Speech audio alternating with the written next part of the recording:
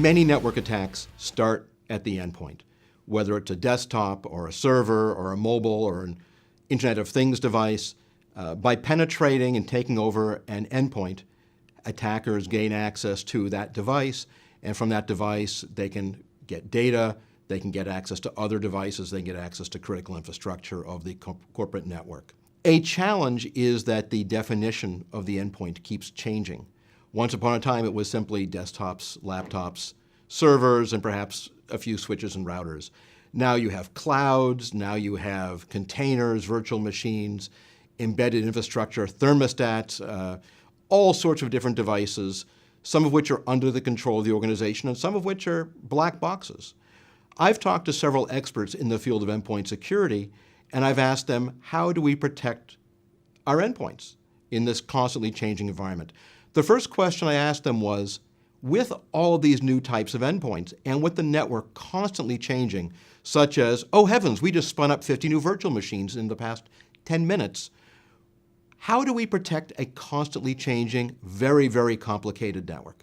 The first thing is, how do we define an endpoint? It's a very good question. Is a wearable watch an endpoint? Is part of a gateway actually an endpoint, rather than the definition of peripheral, perimeter versus endpoint? What is an endpoint? It's a very good question.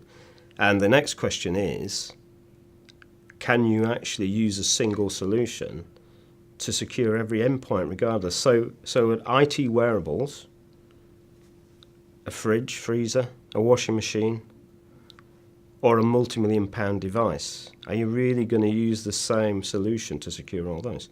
I don't think it's possible. Do you need to secure all those endpoints? Absolutely. Your question is how do we protect endpoints? The how is really, we need to start with visibility. You can't really apply security controls to something that you don't know how to manage, and you can't manage something if you don't know what's happening in that environment. So it all starts with maintaining a continuous flow of visibility information off of those endpoints.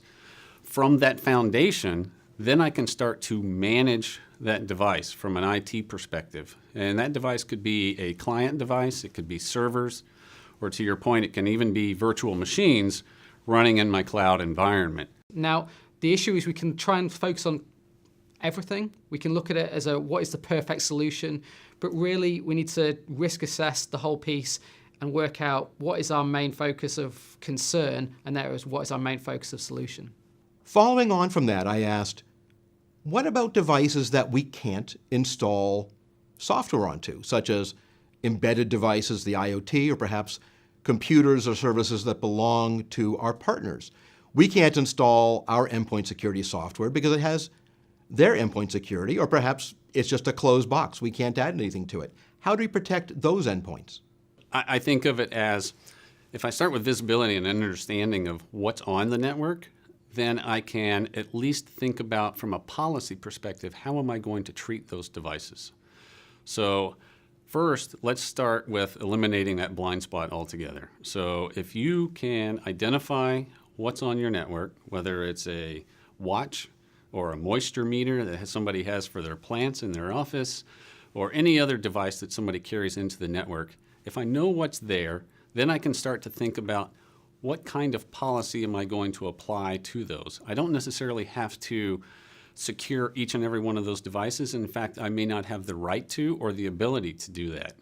But I can apply policy to how I'm going to treat those devices and whether I'm going to let them onto my network. And if I let them onto my network, what type of access am I going to give them within my environment? So I can manage the devices that I own or the devices that my employees own and give me the right to manage. And those that are outside of my control, I just need to know that they exist so I can apply the right kind of controls and policies to them. I would argue that if an endpoint is outside of our control, the focus needs to be on auditing and assurance. We need to try and push whilst we need to own the responsibility of risk and security, we need to push that responsibility of control out to that third party that is doing the management. At the end of the day, if you can't manage the risk of that and you can't get someone to control that, you shouldn't be doing it in the first place. We've learned a lot about discovery of assets. So how do we discover if those assets have been compromised. We always hear statistics that it might take 6 months or longer to detect a breach. That's just unacceptable in today's world. Think how much damage can take place in just a few days with endpoints. So how quickly can we really detect breaches? And once we detect a breach, how quickly can we take some sort of action to stop the damage? There are products absolutely out there that will detect now within seconds. Will they detect 100% of cases? That's a different story, right? But using the traditional methods, indeed, if you then have to go into the point of like forensic search to find exactly what you're looking for, then that can indeed take weeks and months, absolutely. So, but yeah, there are tools out there that both claim to, and indeed, I've actually tested some that actively will move that reaction time down to seconds.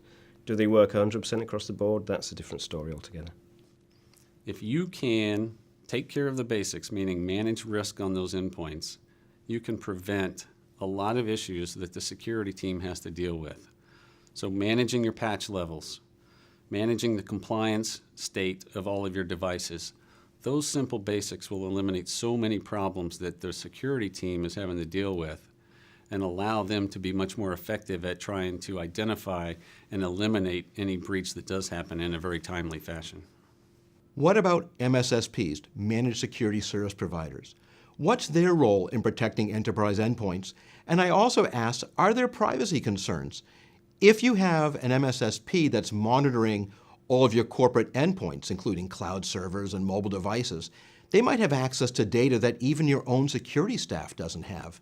How effective can that be, and what sort of a worry is there in terms of security and corporate asset protection? In reverse, are they really that worried? Do they care that much about getting everything dead right? That's a good question. I'm not sure. So who's responsible? So in other words, responsibility, right?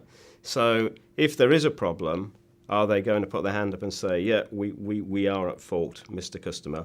Or are they going to just try and, pass the buck to, say, a hardware vendor or whatever? I don't know the answer to that.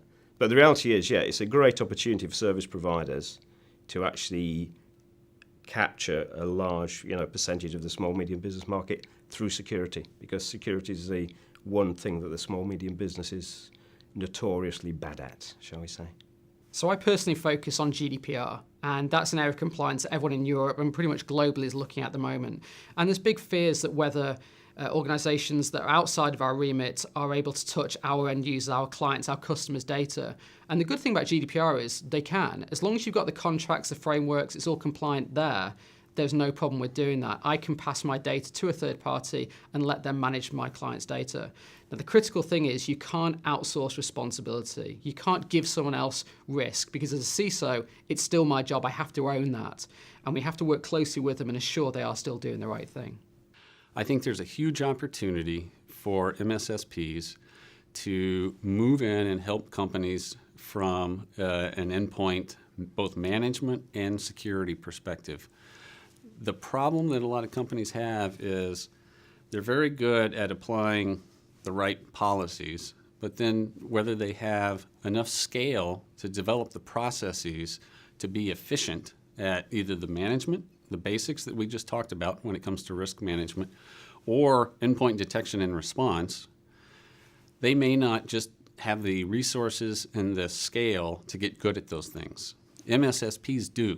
You need to go manage that MSSP contractually as if they are a extended part of your organization. And so legally, they need to be bound by the same constraints of access to that PII that your own organization does. But typically, when it comes to endpoint management and endpoint security, a lot of companies aren't looking at the PII information. We're looking at behavioral information. We're looking at the actual applications and connectivity information on that endpoint, not necessarily collecting a lot of PII information that you would be worried about leakage.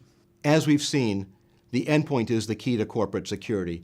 Yes, there are ways to attack enterprises other than through endpoints, but realistically, the endpoint is the biggest vulnerability for most organizations. The good news is that service providers and vendors have new tools and techniques for preventing attacks, for detecting attacks and responding to attacks. and those technologies are getting better and better. Thank you for listening.